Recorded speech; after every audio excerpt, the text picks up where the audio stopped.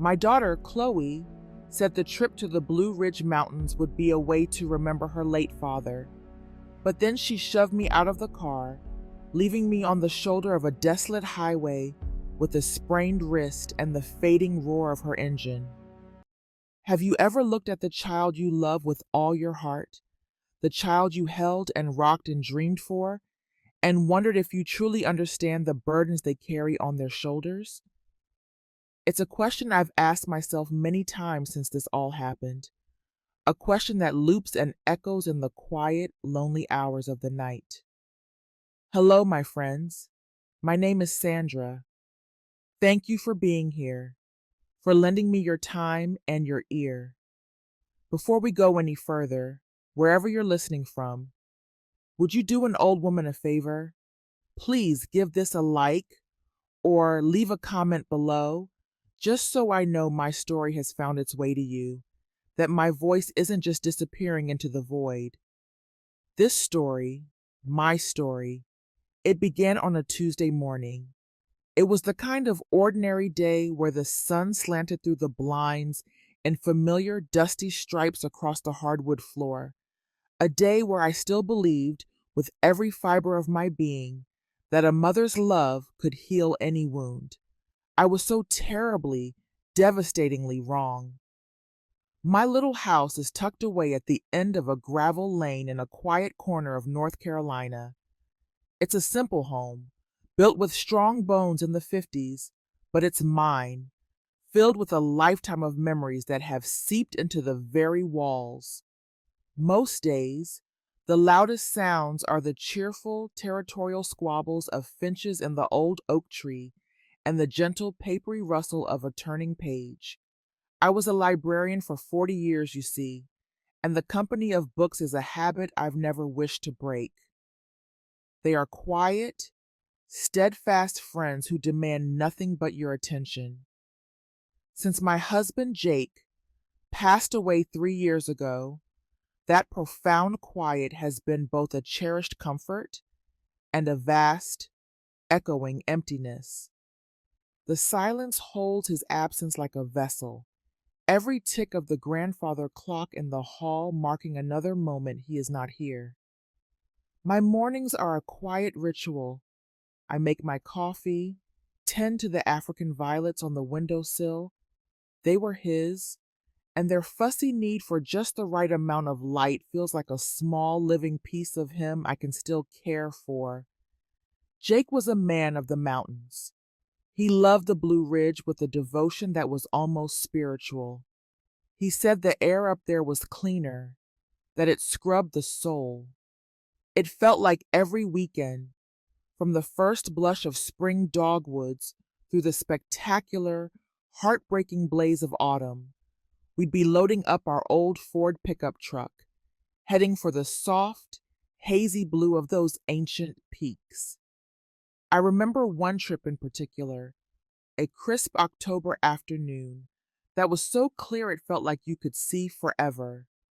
We'd hiked a trail he loved, the path cushioned with fallen leaves, the air smelling of damp earth and pine. We found a lookout point, just the two of us, and shared a thermos of coffee that had gone lukewarm. He took my hand, his own calloused and warm from a life of working with his hands, and said, "Look at that, Sandra. All this beauty, and it doesn't ask for a thing in return." That was Jake, simple, profound, and utterly content with the riches that cost nothing. The inheritance he left me wasn't much by most standards, just this house, fully paid for, and a modest savings account, enough that I wouldn't have to worry about the bills, enough to live simply and tend to my garden. But more than that, more than anything, he left me Chloe, our only child, our daughter, who had her father's bright, intelligent eyes, and I had always believed with a fierce and blind faith, his good and steady heart. She came to visit that Tuesday, unannounced, which was unusual for her these days. She held a bouquet of wild daisies, my favorite. their sunny, innocent faces a cheerful contrast to her own. Her face was drawn, and there were dark, bruised-looking circles under her eyes that a thick, careful layer of makeup couldn't quite hide. A weariness clung to her like a damp coat, a deep-in-the-bones exhaustion that I, as her mother, could feel from across the room. She was trying to look put together, in a smart blazer and carrying a stylish handbag, but I noticed the way she avoided my gaze, the way her thumb restlessly swiped at her phone screen. She sank into Jake's old armchair. The floral pattern faded from years of sunlight and happy use, and the stories began to spill out. It was a familiar litany of woes, but this time the edges were sharper, more frantic, more desperate. Troubles at work, the endless, insurmountable pile of bills, the landlord threatening eviction. I listened, my mother's heart doing that familiar clenching thing it does whenever she was in pain. It's a physical ache, isn't it? A sympathetic pang that starts in the chest and spreads through your entire body, a helpless, useless echo of your child's suffering. I moved to her, kneeling by the side of the chair as I had done when she was a little girl with a scraped knee, and pulled her into an embrace. I wanted it to be the kind of hug that could absorb her anxieties, that could tell her without words that she was safe, that she was loved, that we would figure it out together, as we always had. But her body was stiff, unyielding in my arms, a collection of taut wires. Her hands gripped my shoulders, and for a moment, her fingers dug into my flesh with a surprising, almost frantic strength. It was a brief, sharp pressure that made me wince. At the time, I explained it away with a mother's practiced ease. She's just so stressed, I told myself. She's holding on for dear life. I see now that she was, just not to me. After a long moment, she pulled back, her eyes glistening with unshed tears that seemed too perfectly timed. "Mom," she said, her voice thick with a carefully crafted emotion, "I had an idea. This weekend, why don't we drive up to the Blue Ridge? Just us, like we used to, for Dad." The suggestion was like a key turning in a long locked door, letting light into a dusty, forgotten room. A ray of warm sunshine piercing through the lonely quiet of my life. To go back there, to the place that held my most cherished memories of Jake, and to have Chloe by my side, it felt like a gift, a chance to reconnect, to bridge the strange, silent distance that had quietly grown between us over the past year. I didn't hesitate for a second. The hope was too potent, too beautiful to resist. I told her it was a wonderful idea, the best I'd heard in ages. "I knew you'd like it," she said, managing a smile. But it was a thin smile, a brittle thing that didn't quite reach her tired eyes. It was a performer's smile, and I, the rapt audience, foolishly applauded. She insisted on handling everything.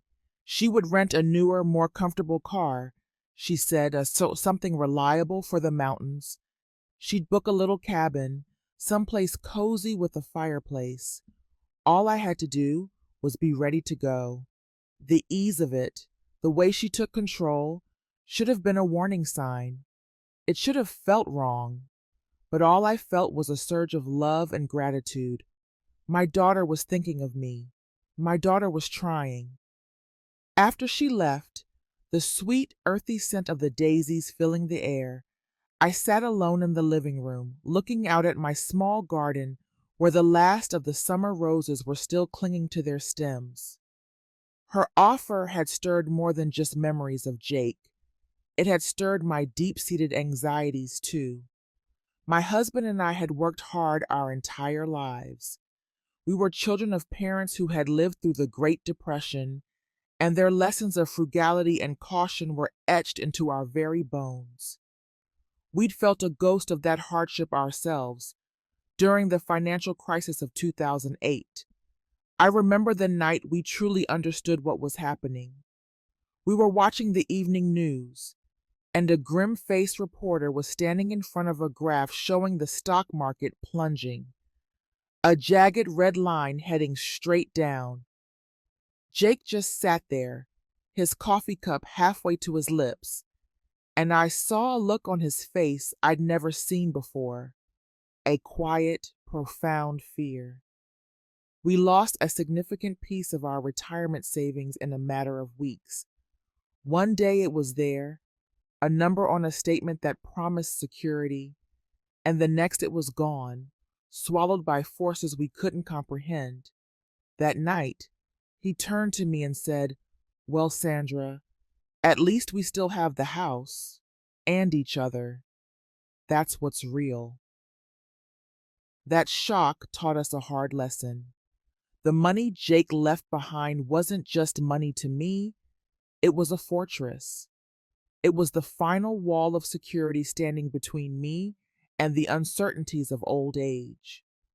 I felt a profound responsibility to be a wise steward of it, not just for my own sake, but to ensure there was something left for Chloe one day. Maybe, I thought, with a fresh wave of hope, this trip would be the perfect time to talk to her about that, to gently share some of the lessons Jake and I had learned, to speak about the importance of financial independence, of building your own fortress brick by brick. That evening, as I was tidying up, I opened the old cedar chest at the foot of my bed where I keep Jake's things. The scent of him, a faint, comforting mix of sawdust and old spice, rose to meet me.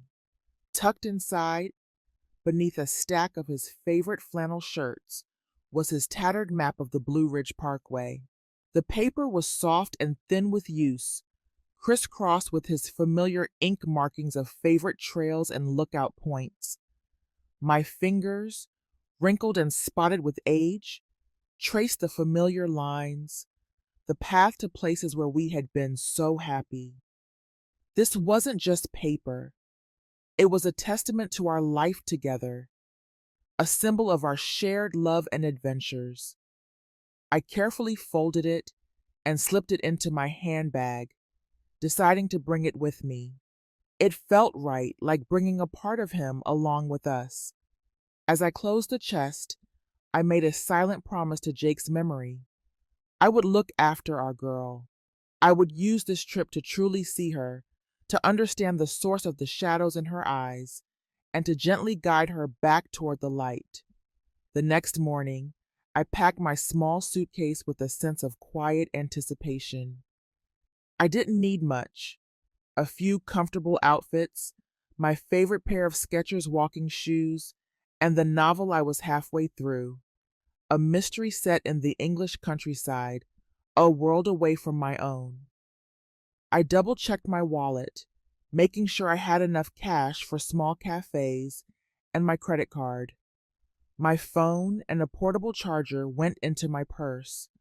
A little flutter of excitement stirred in me, the simple joy of escaping the four walls of my quiet house. But underneath it, like a low, persistent hum you can feel but not quite hear, was a vague sense of unease, the kind of unnatural stillness in the air before a thunderstorm. I pushed it away, chiding myself for being a foolish, anxious old woman.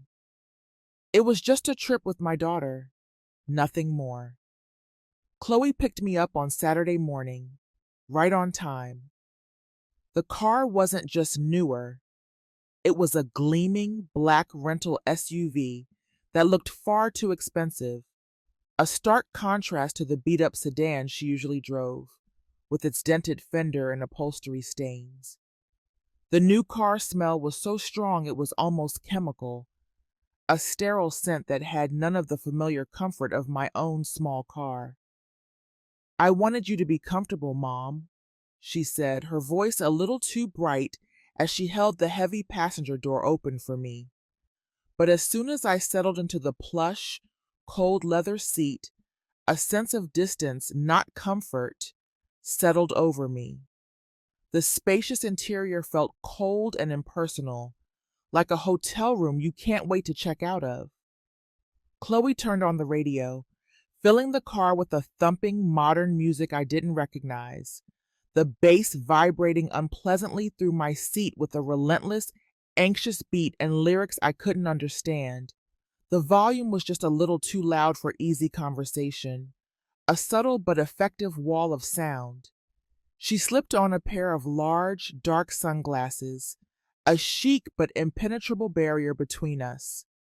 As she pulled onto the highway, she was all business, her focus locked on the road ahead, her hands gripping the wheel at 10 and 2, like a student driver on a test. I tried to bridge the gap. I tried to recreate the easy, meandering chatter of our old road trips.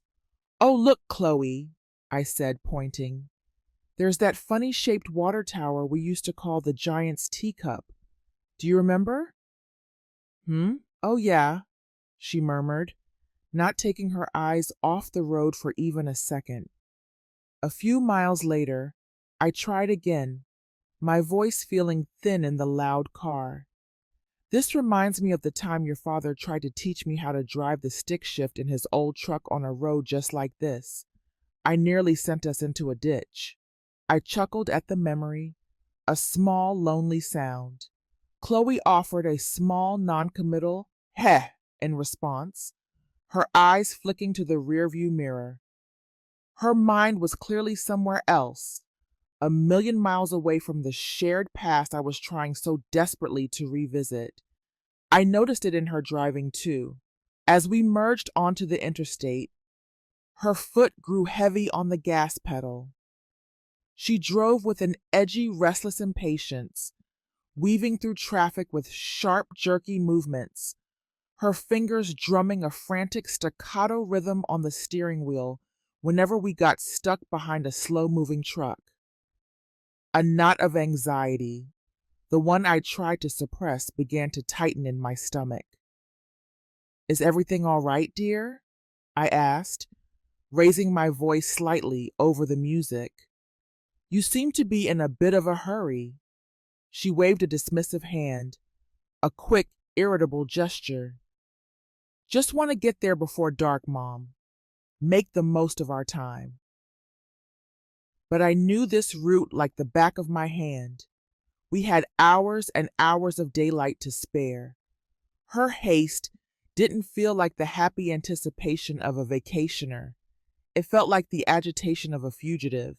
I watched the familiar green canopy of the North Carolina pines blur past the window, the speed making me feel disoriented and utterly powerless, a passenger in more ways than one, being carried along to a destination I had not chosen.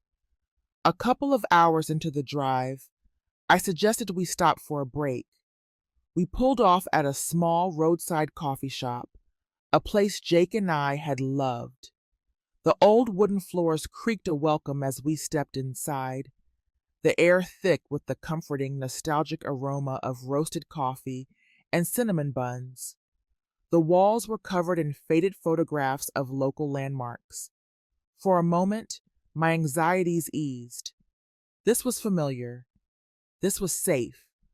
I ordered a hot Earl Grey tea and settled into a worn wooden booth by the window, ready to savor a moment of peace. I watched Chloe, who just ordered a black coffee and drank it standing at the counter, her posture radiating a nervous energy that was completely at odds with the cozy, slow-paced atmosphere of the place. She looked at me, a flicker of something unreadable in her eyes, and said, "I'm just going to use the restroom." She was gone before I could reply. While she was gone, I reached into my handbag, intending to pull out my book. I wanted to hold on to this feeling of normalcy, this echo of the good old days, for as long as I could. But my fingers brushed against something that didn't belong. It was thick, stiff, and cold. It was a plastic folder, tucked in the side pocket of my purse. Frowning, I pulled it out. My curiosity piqued. My heart didn't just sink, it plummeted into a cold, dark abyss. The breath caught in my throat, a sharp, painful gasp. The paper inside was heavy, official bond paper, the ink a stark, impersonal black. It was a complete, notarized ready power of attorney document. My name, Sandra Vance, was neatly typed at the top. My address, my date of birth, my social security number, it was all there, perfectly, impeccably filled in. Every line was complete except for one, the one at the very bottom, waiting above the words, signature of principal, my signature. The blood drained from my face. I felt a wave of dizziness, and the cheerful chatter of the diner faded into a dull roar in my ears. In that sickening instant, everything clicked into place with horrifying clarity. The expensive rental car, the frantic, impatient driving, the superficial kindness, the lies about her financial troubles. This trip was never about remembering her father. It was a business transaction, and I was the asset being liquidated. When Chloe returned from the restroom, I had already slipped the folder back into my bag. My hands were trembling violently, but I forced them into my lap, clenching them into tight, painful fists under the table. I couldn't speak. The betrayal was a physical thing, a bitter, metallic taste in my mouth choking me.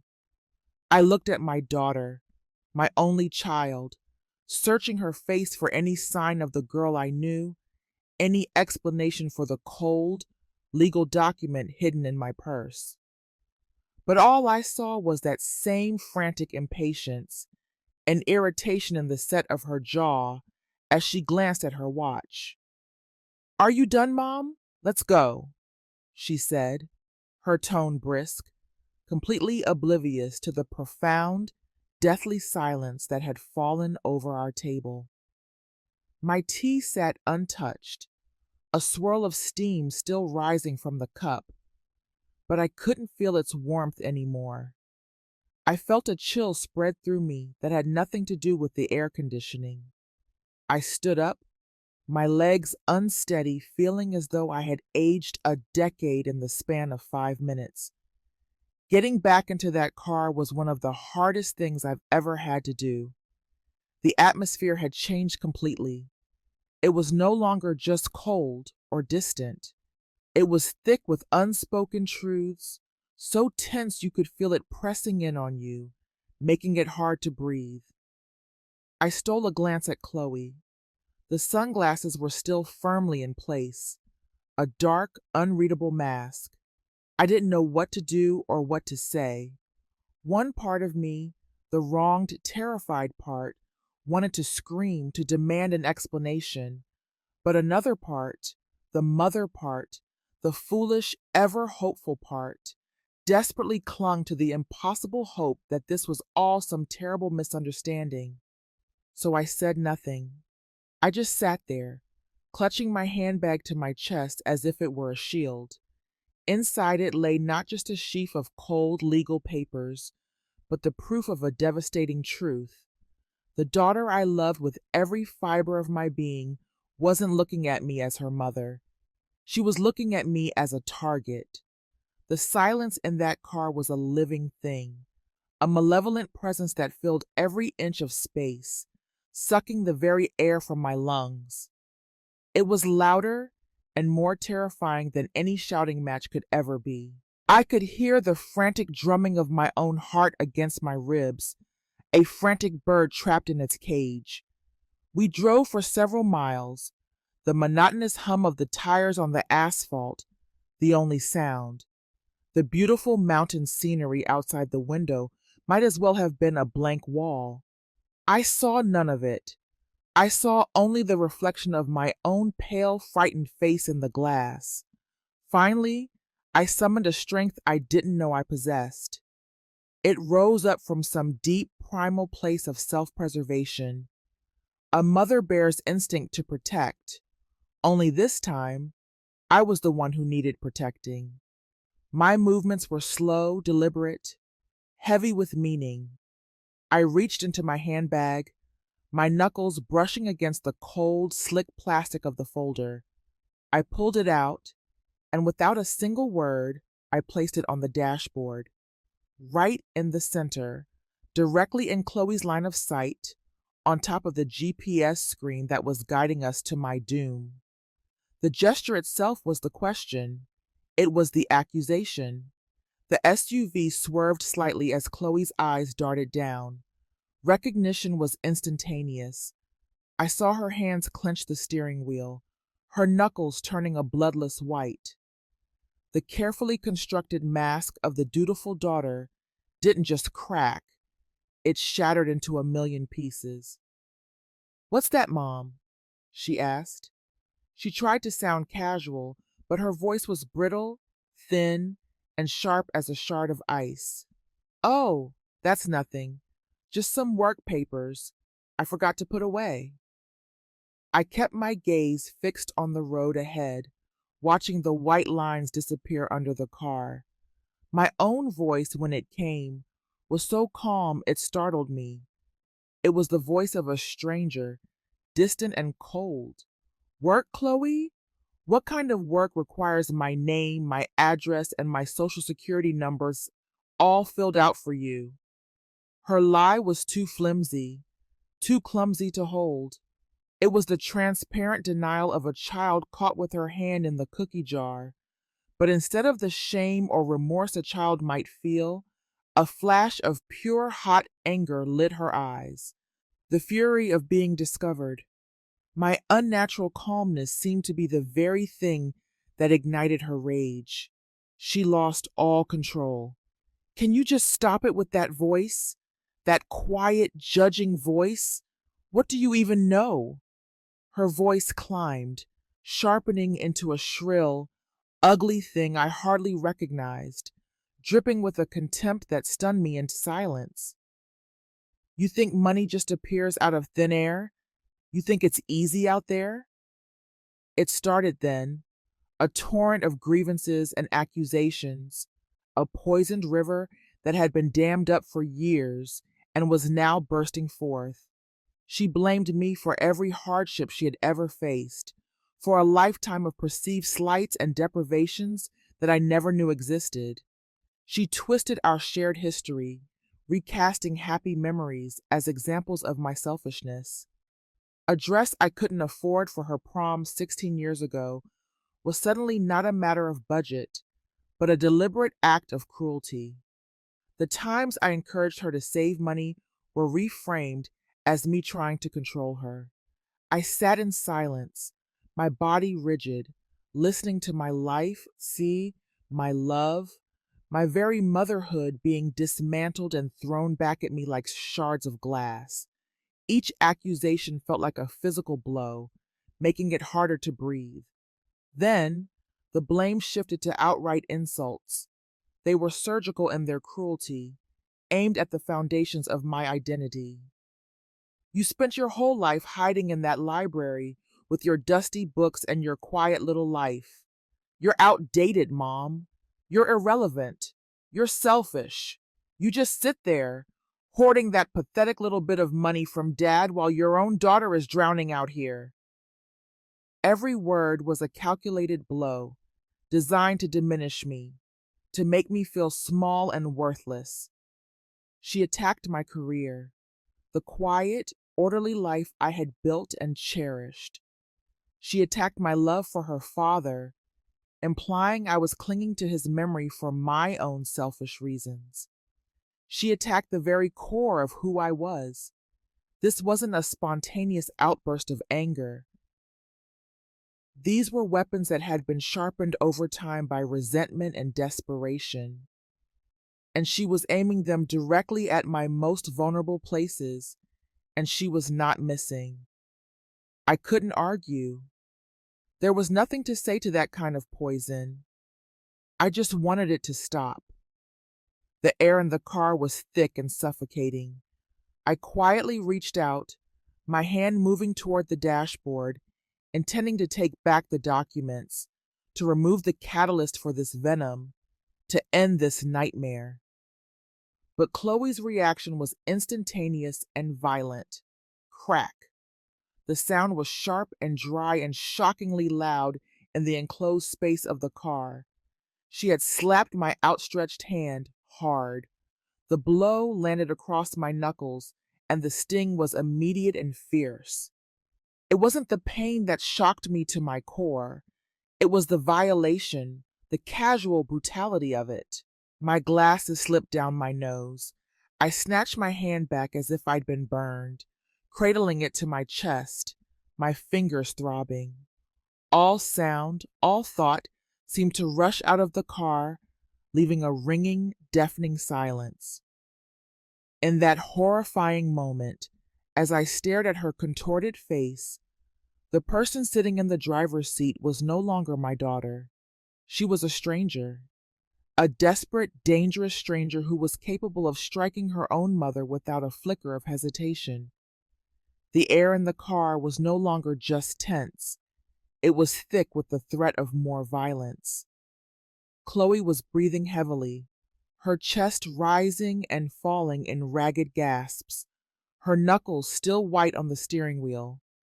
I stared out the window, but the passing landscape was a meaningless, sickening blur. We had crossed a terrible, irrevocable line. That slap had shattered something invisible but sacred, the unspoken trust, the fundamental boundary between a mother and Tite. It wasn't just an impulsive act. It was a declaration, a statement that to get what she wanted, she was willing to cross any line, even a physical one. I knew then, with chilling certainty, that this trip would not be ending at a cozy cabin in the mountains. I didn't know where it was ending, but I knew it would be someplace dark and terrible. The car swerved abruptly, tires protesting as Chloe wrenched the wheel and slammed on the brakes. The seatbelt bit hard into my shoulder as I was thrown forward. The screech of rubber on asphalt was a scream that echoed in the sudden, shocking silence that followed. We were on a desolate stretch of highway, miles from any town, any sign of civilization. On either side of the road, there was nothing but a dense, dark army of pine forests pressing in, disappearing into a flat, heavy gray sky that seemed to press down on the car. Not another car in sight. Chloe killed the engine. The silence that rushed in was absolute, heavy and menacing. She didn't look at me. She just unbuckled her seatbelt, pushed open her door with a grunt of effort, and stepped out. A blast of cold, damp wind swirled into the car, carrying the smell of pine needles and wet asphalt. My heart began to hammer against my ribs, a wild, panicked rhythm of a trapped animal. I knew. With a dreadful certainty that went deeper than thought, I knew something terrible was about to happen. My door was ripped open. The sound was like a gunshot in the stillness. Chloe stood there, her face a mask of crimson fury, her chest heaving. "Get out!" she screamed, her voice raw and guttural, a sound I had never heard from her before, the sound of an animal. I was frozen, paralyzed by a mixture of terror and disbelief. This couldn't be happening. This couldn't be my daughter. This was a nightmare from which I would surely wake. "Didn't you hear me? Get out of the car now!" she shrieked, her voice cracking with rage. When I didn't move, her patience snapped completely. She lunged, her body a ram, and shoved me hard against the shoulder. I was unprepared, a frail, 68-year-old woman with no strength to resist. The force sent me tumbling out of the high seat of the SUV. I fell sideways, my body clumsy and uncoordinated, a moment of sickening weightlessness before the brutal impact. My left hand shot out by pure instinct to break my fall. There was a clean, sickening snap, a sound both sharp and muffled, followed immediately by a bolt of white-hot, electrifying agony that shot from my wrist all the way up to my shoulder. A scream was torn from my throat, a sound of pure animal pain. I landed in a heap on the sharp, unforgiving gravel of the roadside. I lay there, my cheek pressed against the cold, sharp stones, curled in on myself, gasping for breath as waves of nausea and pain washed over me. The world tilted and swam. Through a blur of tears, I saw that the fall had scraped my ankle raw, beads of bright red blood welling up against the pale, thin skin. The physical pain was immense, a fire consuming my arm, but it was nothing compared to the agony of betrayal that was tearing my soul apart. Chloe just stood there, looking down at me on the ground. There was no pity in her eyes, no remorse, just a cold blank emptiness, nothing. She turned back to the car, reached inside, and grabbed my handbag. She didn't hand it to me. She threw it. It landed on the ground beside me with a soft thud, its contents spilling out onto the dirt and gravel. My book, my wallet, my reading glasses, and Jake's old precious map. Then she got back in the car, slammed the door, and turned the key. The engine roared to life like a wounded animal. The tires spun on the loose gravel, kicking up a spray of small, sharp stones that pelted my legs inside. And then she was gone, accelerating down the highway until she was just a black speck, leaving me alone in a cloud of dust and the fading, angry sound of the engine. When the sound died completely, all that was left was the mournful, lonely whisper of the wind through the tops of the pines.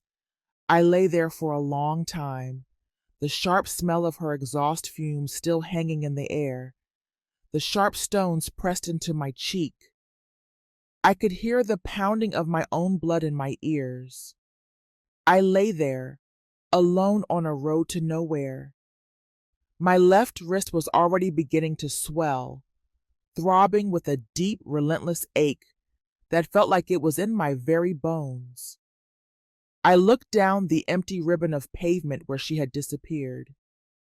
There was nothing. No houses, no gas stations, no signs of life.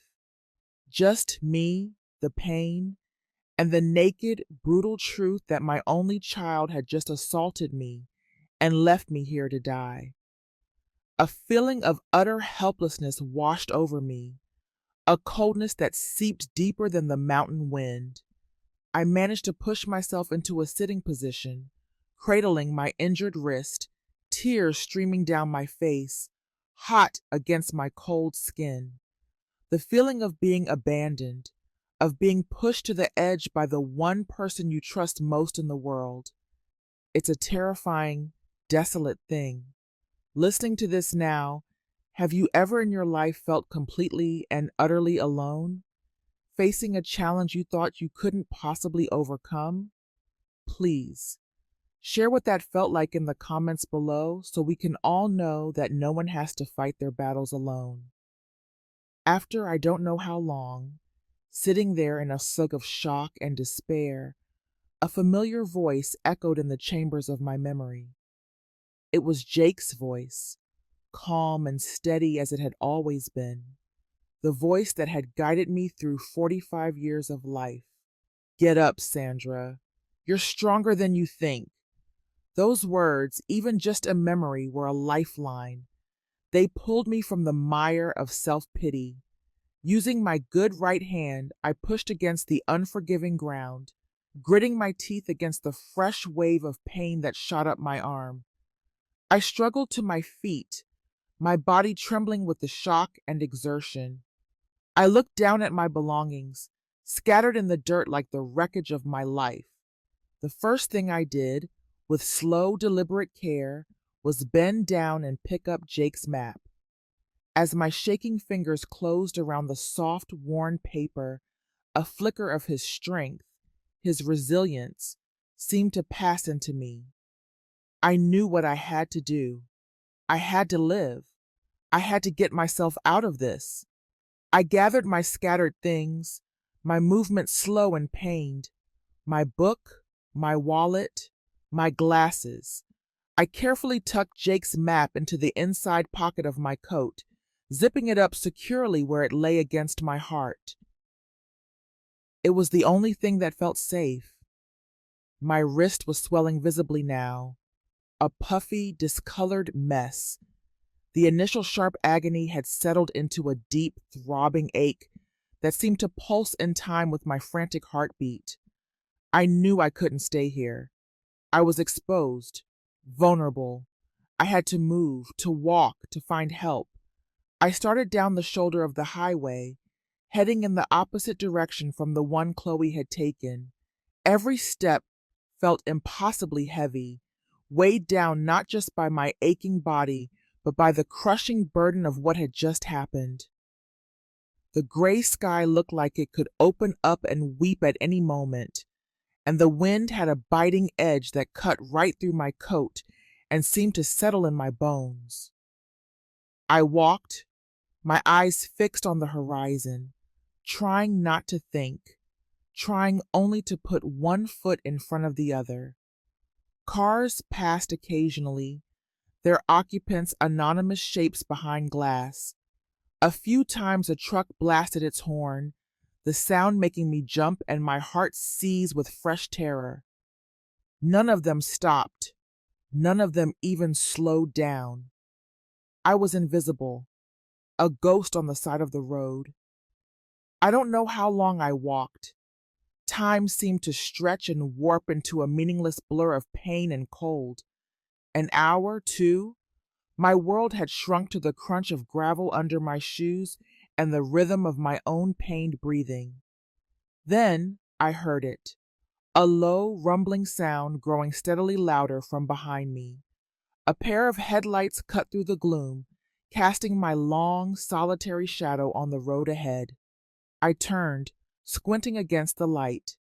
It was a large semi-truck, and it was slowing down. My heart leaped into my throat, a frantic mix of hope and fear. The truck pulled to a stop beside me with a loud hiss of air brakes. The passenger side window rolled down with an electric hum. The driver was a middle-aged man with a kind, weathered face, a thick graying beard, and a baseball cap pulled down low. "Ma'am, you all right?" he asked, his voice a low, concerned rumble that was the first kind sound I'd heard all day. "You don't look so good." I wanted to tell him the truth. A primal part of me wanted to break down and sob that my daughter, my own flesh and blood, had assaulted me and left me for dead on the side of the road. But then a lifetime of pride, of ingrained stoicism, of keeping family matters private, rose up and choked the words in my throat. How could I admit such a monstrous, shameful truth to a perfect stranger? What would he think of me? Of my family? I'm fine, I stammered, my voice trembling uncontrollably. "I was just out for a walk and I slipped and fell." It was a pathetic lie, and I knew it. I instinctively tucked my injured hand deeper into my sleeve, a futile attempt to hide the evidence of the betrayal. I didn't want his pity. I just needed his help. The man, who later told me his name was Gus, looked at me with discerning, intelligent eyes. I don't think he believed me for a second, but he was kind enough, decent enough, not to press. "Well, you can't stay out here," he said gently.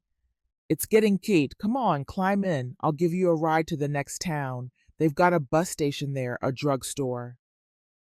I hesitated for only a moment. I was too cold, too tired, and in too much pain to refuse.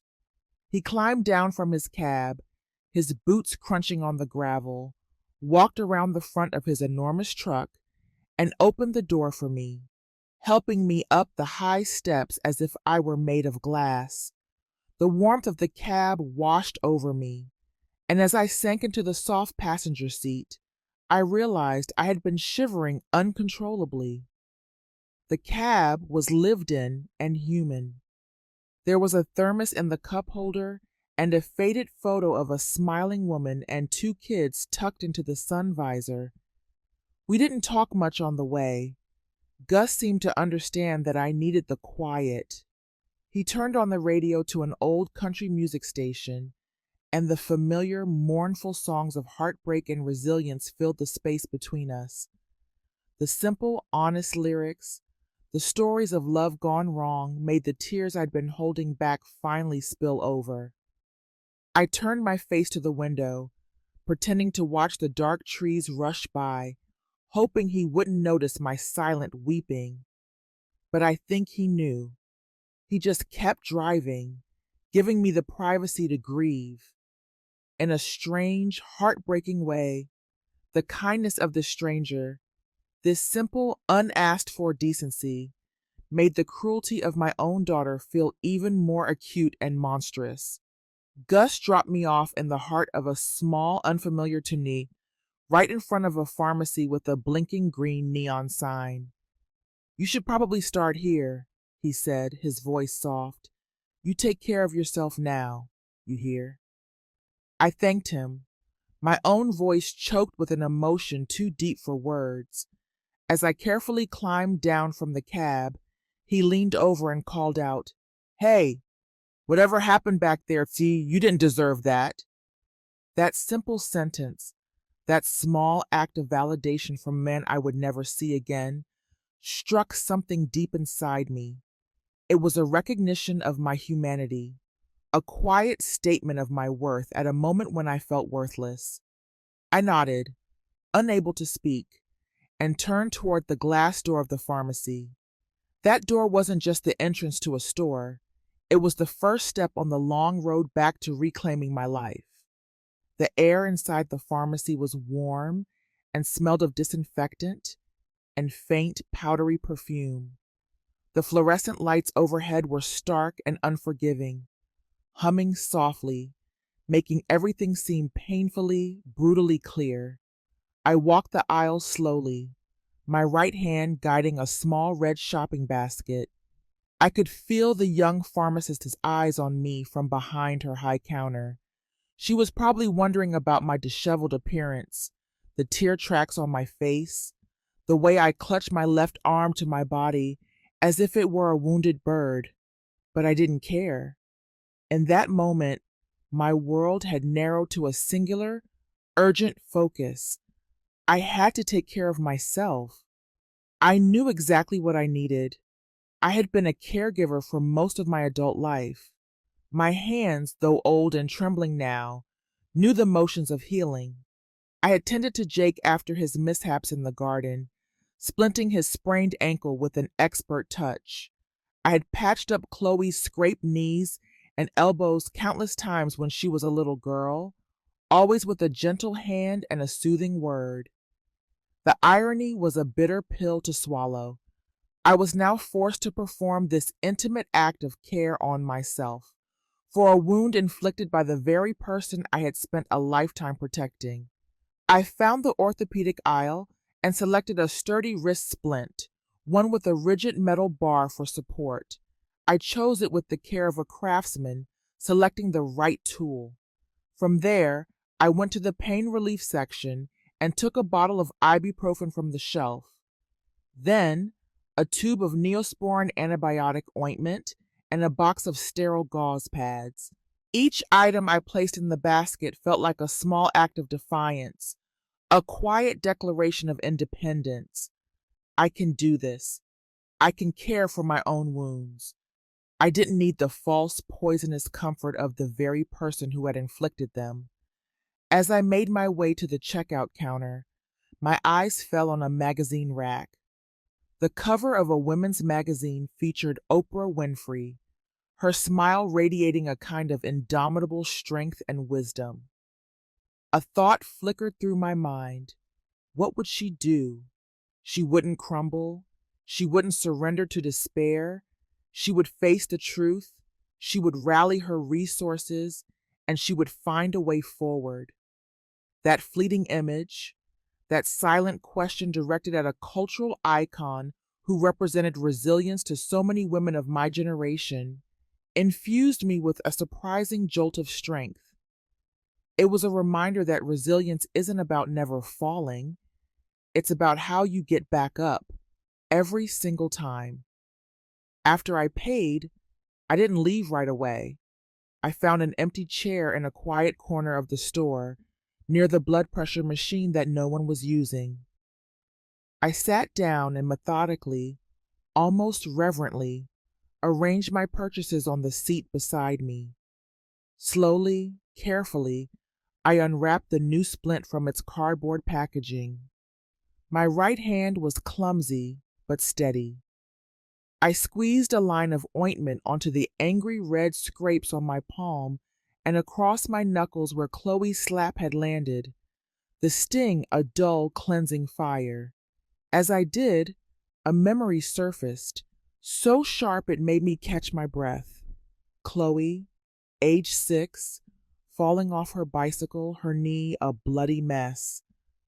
I remembered cleaning the wound, her small face streaked with tears, and the feel of her little arms wrapped around my neck in gratitude after I had kissed it and put on a colorful bandage. The contrast between that memory and my current reality was a fresh wave of grief. I pushed the memory away. I had to focus on the now. I began the awkward, painful process of fitting the brace around my swollen, throbbing wrist. Every movement sent a jolt of pain up my arm, but I pushed through it, my focus absolute. This was more than just first aid. This was a ritual. With every strap I threaded and tightened, I was performing an act of radical self-care. I wasn't just splinting a damaged joint, I was bracing a shattered will. I was, for the first time, turning the caregiver's hand inward toward myself. Sometimes, taking care of yourself, especially after you've been hurt, is the most courageous act of all. It can be as simple as buying yourself a good pair of shoes, or giving yourself an afternoon to just sit and read. Is there something you've bought for yourself, not as a luxury, but because it brought you comfort and made you feel stronger? I'd love to hear about it in the comments. When I pulled the final Velcro strap tight, securing the splint, a sense of profound stability settled over me. The pain was still there, a dull, insistent throb, but now it was contained. It was managed. The brace felt like a piece of armor, a shield for both my body and my spirit. Sitting there, under the humming fluorescent lights of that small town pharmacy, I made a decision. I would not run. I would not hide. And I would not be silent. I would not allow Chloe's actions, her desperation, her cruelty, to define the rest of my life.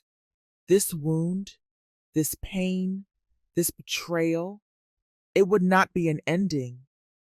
It would be a beginning. I bought a bottle of water and right there in the store, swallowed 2 ibuprofen tablets. The sharpest edges of the pain began to soften and recede. I knew what I needed next. A safe, quiet place to think, to plan my next move. I stepped out of the pharmacy and back into the cold afternoon air.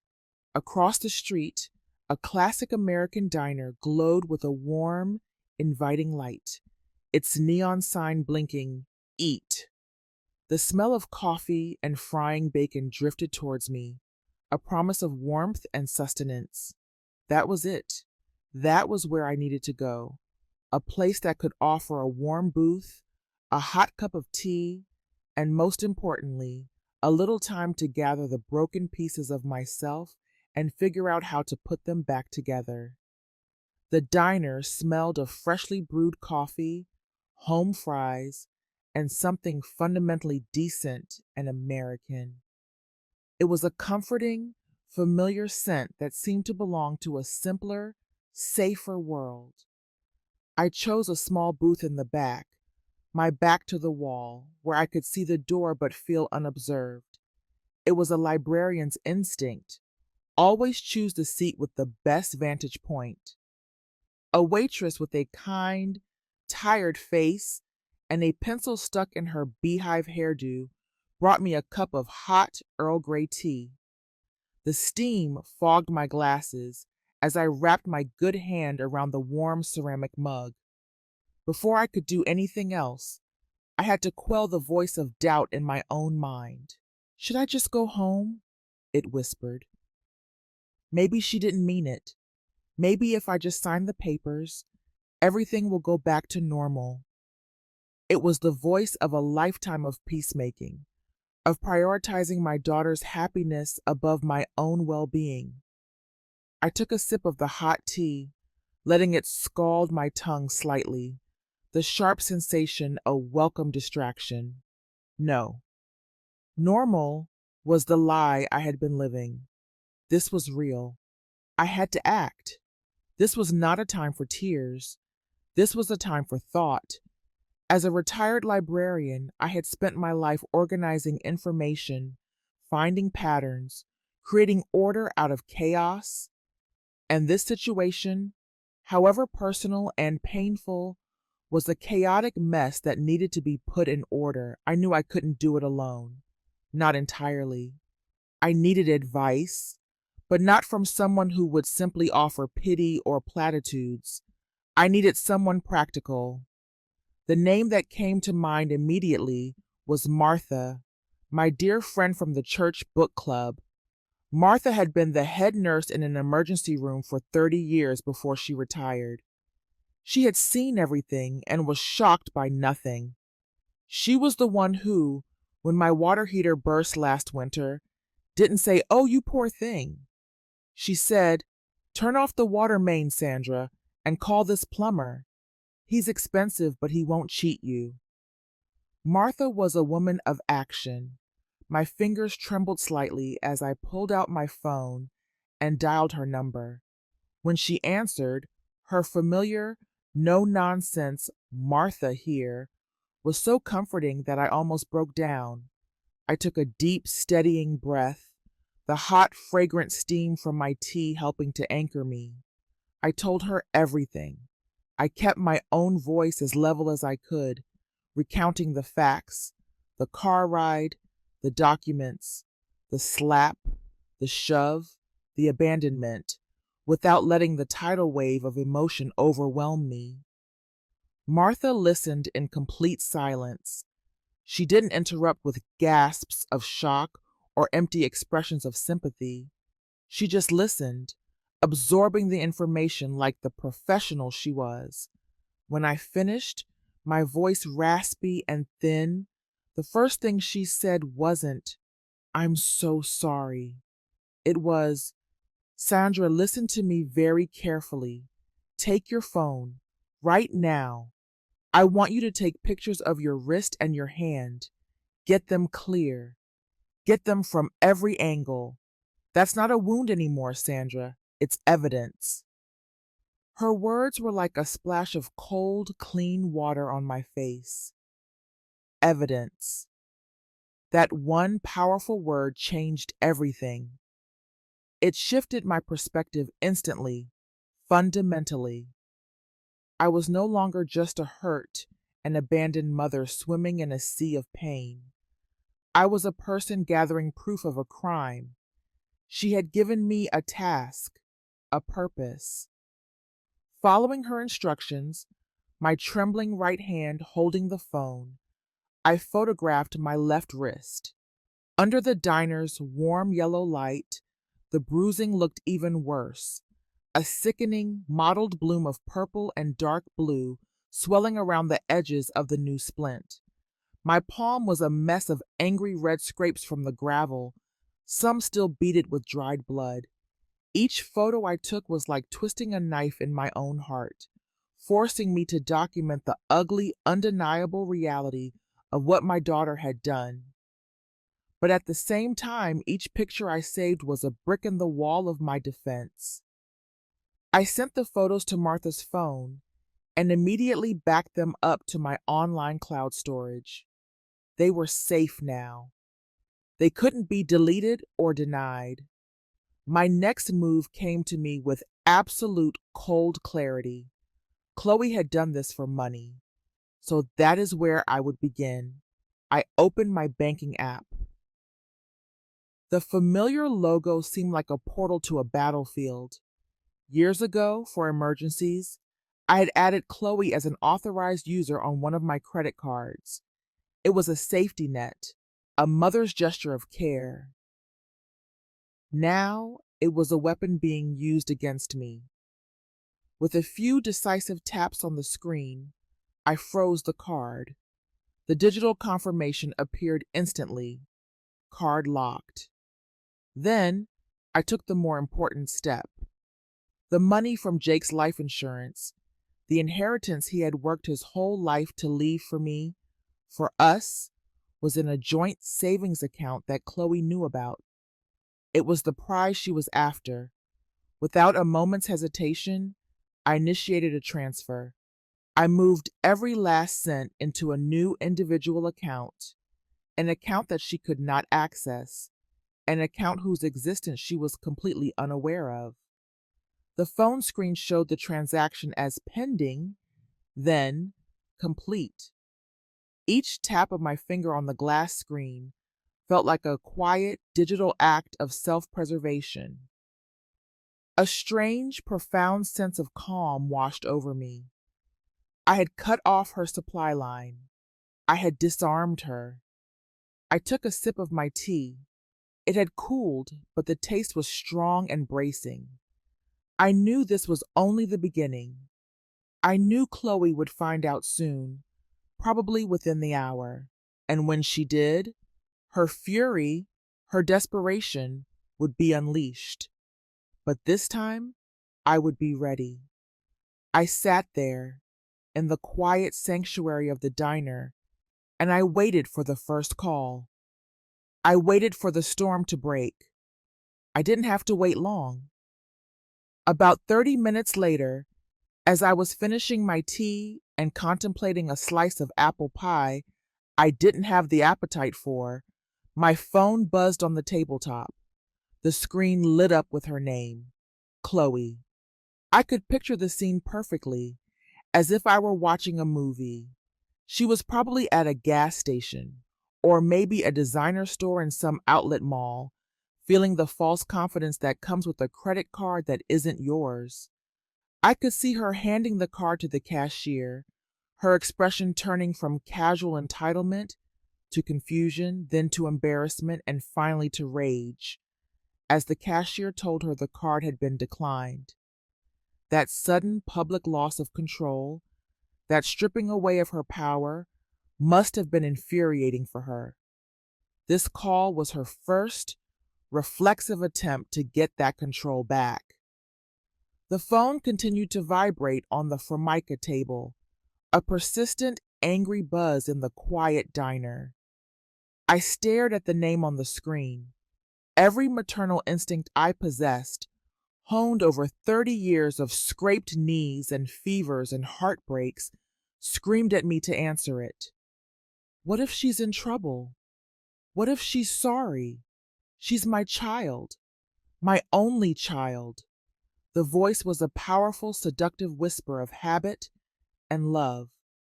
But a new instinct, the survivor's instinct, born of pain and betrayal on a lonely highway, held me back with a cold, firm hand. It told me that answering was weakness, answering was surrender. With a calm, almost ceremonial gesture, I pressed the volume button on the side of the phone, silencing the call. Then, I turned the phone over and placed it face down on the table. The screen went dark. The buzzing stopped. Silence returned, but this was a different kind of silence. It was a silence of my own making, a quiet declaration of power. That small, simple act felt momentous, more powerful than any argument I could have made. For my entire life as a mother, I had always been available, always ready to listen, to help, to soothe, to answer her call, no matter the time of day or night. Not this time. By refusing to answer, I had sent a message clearer and louder than any words could convey. The rules of this relationship had just changed. She was no longer in charge. My silence was my answer. It was a solid wall she could not break through with screams or threats or manufactured tears. For the first time in a very long time, I felt a flicker of my own power returning. I was no longer just reacting, I was acting. While the phone continued to vibrate intermittently with missed calls and incoming texts I didn't read, I focused on the next practical problem: getting home. I asked the kind waitress whose name tag read Brenda about the bus station. It was just 2 blocks away, she said with a friendly smile, her eyes lingering for a moment on my splinted wrist with unspoken sympathy. I used my phone, my tool, my connection to the world, my weapon, to look up the schedule. There was a Greyhound bus leaving in an hour, heading east toward my home. It would be a long, uncomfortable journey, nearly a full day of travel with multiple stops, but that didn't matter. It was a way home, a way back to my fortress. Sitting in that diner, I felt like I was in a different dimension from the rest of the world. Through the big plate glass window, I could see people walking by, laughing, carrying shopping bags, going about their ordinary, untroubled lives. And here I was, in this quiet booth, waging a silent war for my own survival and sanity. Chloe was out there somewhere, her panic and desperation surely mounting with every unanswered call. She had no idea where I was. She had no idea that the timid, accommodating woman she'd left for dead on the side of the road no longer existed. In her place was a woman with a sprained wrist in a small town diner, calmly and methodically planning her escape. I finished my tea and left a $10 bill on the table for Brenda, far more than the cost of the tea, but a small gesture of gratitude for the sanctuary she had unknowingly provided. It was time to go. As I stepped out of the diner's warmth and back into the chilly afternoon, the cold air on my face no longer felt hostile. It felt bracing, clarifying. I no longer felt alone or helpless. I felt a clear, sharp sense of purpose. I walked toward the bus station, my posture straighter, each step more steady and deliberate than the last. I noticed the intricate pattern of the bricks in the sidewalk, the way the afternoon light caught the gold lettering on a shop window. It was as if I was seeing the world again for the first time, back in my own body, present in my own life. In my coat pocket, the phone buzzed again. The fifth missed call. I ignored it. It was just a distant, unimportant noise now, the frantic buzzing of a trapped insect. The storm could rage all it wanted. I was in the eye of it, a place of quiet, resolute calm, moving steadily toward home. The Greyhound bus had the familiar, vaguely stale smell of long journeys, a mix of old upholstery, diesel fumes, recycled air, and the faint scent of coffee. I found a window seat and sank into it, pulling my coat tightly around me as a shield. Here, I was anonymous, just another elderly woman with a bandaged wrist, quietly making her way home. Right now, that anonymity was a luxury, a blessed relief. No one knew my story. No one was looking at me with pity or judgment.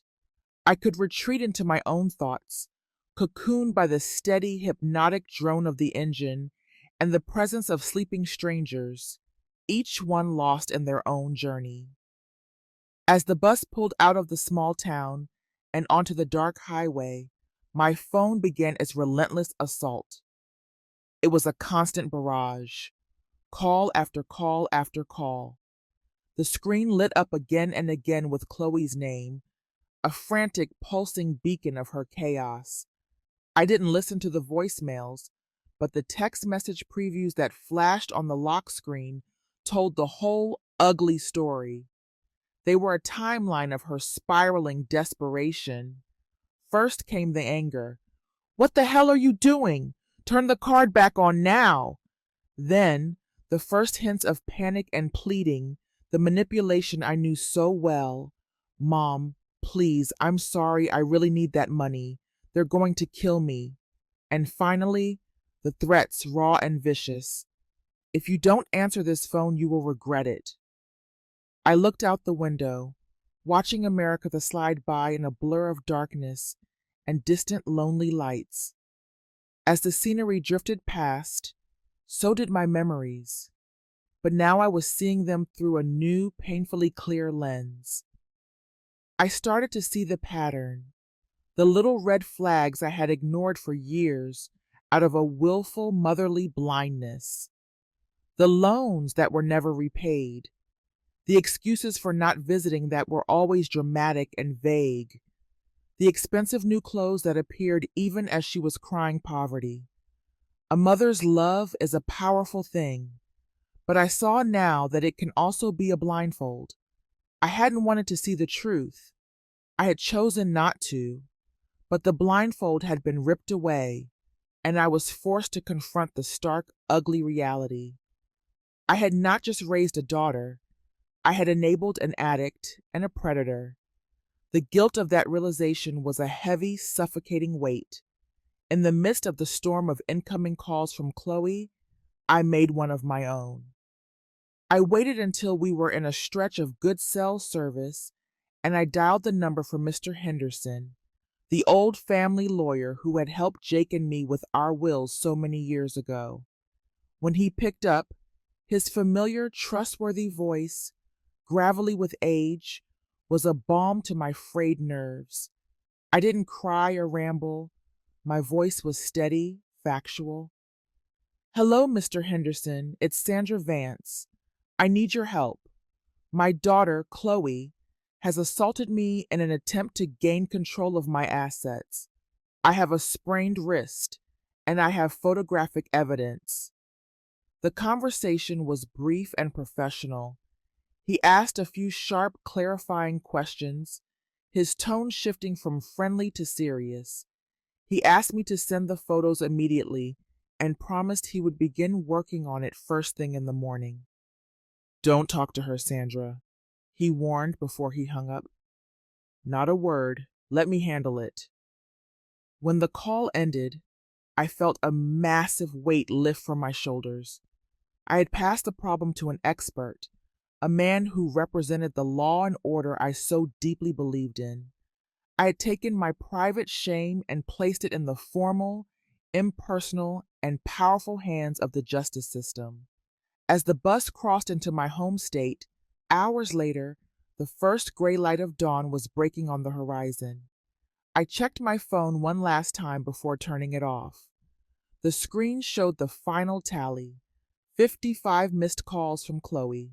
The number was staggering, absurd. It wasn't the frantic worry of a concerned child.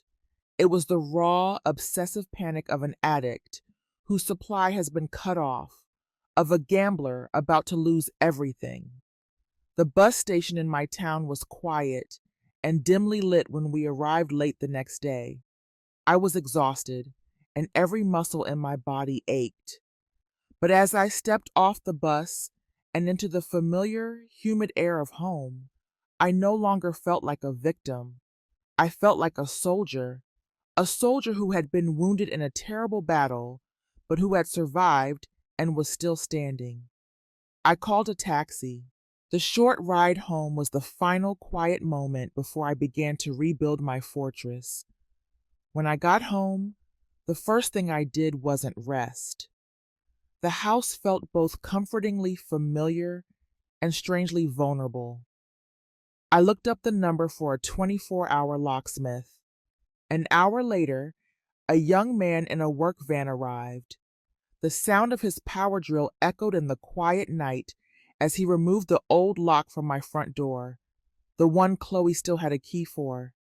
And then came the sound I had been longing to hear, the crisp, definitive, metallic click of the new deadbolt sliding into place. That sound was more beautiful than any music. It was the sound of security. A physical boundary had been established. This house, my sanctuary, my fortress, was mine again, and mine alone. The next morning, I called a home security company.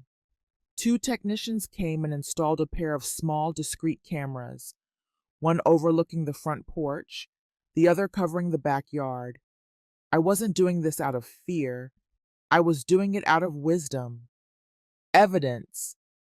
That was the word Martha had given me, and it had become my mantra. These cameras were my silent, unblinking witnesses. They would stand guard over my peace. Every time I saw their tiny red lights, a quiet but powerful symbol of vigilance, I felt a little stronger. Mr. Henderson called me around noon. He had received the photographs, and his voice was filled with a quiet, professional rage. "Sandra, this is no longer a financial dispute," he said firmly. "This is felony elder abuse. With this evidence, I am filing for an emergency protective order from the court immediately." A protective order. Those 3 words were stronger than any wall, more secure than any new lock. They would erect a legal barrier, a line in the sand drawn by the power of the law that Chloe could not cross. It was a profound relief, a feeling of being protected by something larger and more powerful than myself. The story didn't end with a dramatic, tearful confrontation. It ended quietly, just as Mr. Henderson said it would. I never saw her again, but I could imagine it, and in the quiet of my home, I often did. I pictured 2 uniformed police officers knocking on the door of her messy apartment. I could see the look of shock and disbelief on her face as they handed her the papers. Cold, official documents, filled with legal terms she probably didn't understand. Those weren't my words on the page. They were the words of the state of North Carolina. They declared, in no uncertain terms, that she was a threat and that she was to stay away from her mother. They declared that the game was over. That afternoon, I sat in Jake's old armchair, the one Chloe had sat in just days before, and looked out at my garden. I opened our old family Bible, its pages soft and yellowed with age, and read a psalm. I didn't pray for Chloe to be punished. I prayed for peace in my own heart. I prayed for the strength to heal, to forgive myself for my own blindness, and to move forward. For people of my generation, faith has always been an anchor in the storms of life. And in that moment, I needed that anchor more than ever. The next morning, I woke up early. I made myself a cup of tea and sat on my front porch. The splint was still on my wrist, a physical reminder of all that had happened. But it didn't ache with the same intensity anymore. It was a scar now, not an open wound. The new lock on my door was a silent sentinel, and my phone, resting on the small table beside me, was completely, blessedly silent. I watched the wild daisies I had planted along the walkway, their bright faces turning toward the first light of the new day. Chloe had taken something from me. She had taken my innocence, my blind faith in the unbreakable bond between a mother and child. That was a grief I would carry forever. But in the end, She had given me something back, something I hadn't even realized I'd lost along the way, piece by little piece, over years of worry and compromise. She had given me back myself. Telling this story wasn't easy, but being silent was infinitely more painful. I know that when we sit together, stories can pour out like a river. Today, I wanted to open my heart a little, and I'm also hoping to hear the stories of all you ladies, all you mothers out there. You know, sometimes just a click of a button on a screen, a like, a subscribe, or a share might seem like a small, fleeting gesture to many, but to me, and to other quiet voices that need to be shared, every single one of those clicks is a small light in the darkness. It's a quiet way of saying, I see you, I hear you, your story matters. It reminds me that we are not invisible. A simple click from you is a powerful statement of support for me, and it's the motivation I need to keep sharing these stories. After my story was told, something changed in me. For weeks, all I wanted was for someone to listen to my heart. And now that you have listened, I realize that what I want most right now is to listen to yours. Down below, in the comments section, I would be so honored if you would share a piece of your story with me. Tell me about a time you felt unheard. Tell me about a passion that others might have thought was silly. Or tell me about a moment you found your strength, even in the smallest, quietest way. I will read them. I will carry your stories with me, because your stories matter. We want to build Sapphire Revenge into a community where we can share the stories from the bottom of our hearts. I know that you have your own private stories that can sometimes be difficult to share with family or friends. I am here to listen, to share in your joys and sorrows, because we always have the right to be respected and to be heard. And if you don't have sad stories like the one I've been through, then please share your happy ones. Tell me about a joy you received today. Please share with me. It will be a tremendous source of motivation, helping me and all the viewers watching this video to heal and to find faith and strength in life. If you're watching this on a television, please don't hesitate to pick up your phone and search for my channel, Sapphire Revenge. I truly hope to share these feelings with you. Let's build a community together where we can share our emotions in the most sincere way. Let's make this a place where we listen to each other, a place where no woman has to feel that her life, her struggles, and her triumphs are invisible. Thank you, once again, for sitting here with me. It means the world.